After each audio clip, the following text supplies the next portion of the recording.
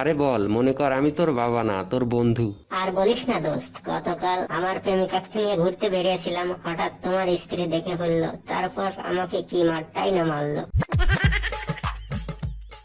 বাবা, আমার একজনকে পছন্দ হয়েছে।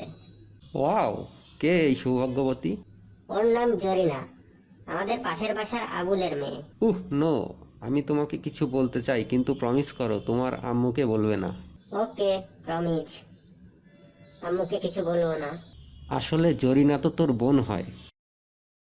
বাবা, আমি প্রেমে পড়েছি, আর এই মেয়েটা অনেক হট।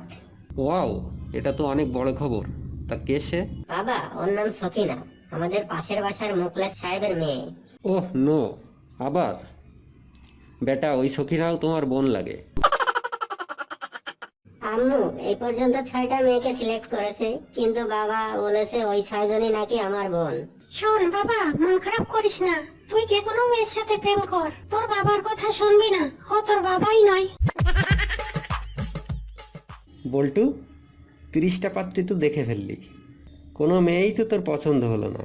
তা তুই কেমন মেয়ে আশা করছিস? বাবা, আসলে আমি তো পিঙ্ক কালারের মেয়ে খুঁজছি। বাবা, আমি আর স্কুলে যাব না। কেন? লেখাপড়া করতে ভালো লাগে না?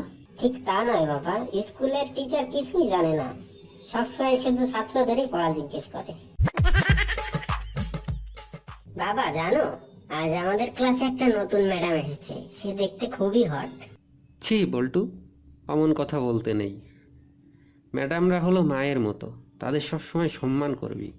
বাবা, সবসময় তুমি নিজের কথাই ভাবো, ওই ম্যামকে আমি কিছুতেই মা বলতে পারবো না। খুব তো পড়াশোনা করছিস। আচ্ছা, 5টা পাখির নাম বল তো। এটা তো খুবই সোজা, কাক, শালিক, গুয়ে শালিক, পেঁচা আর বেজি। ভিডিওটি যদি ভালো লাগে লাইক দিবেন, কমেন্ট করবেন, শেয়ার দিবেন এবং সাবস্ক্রাইব করতে ভুলবেন না।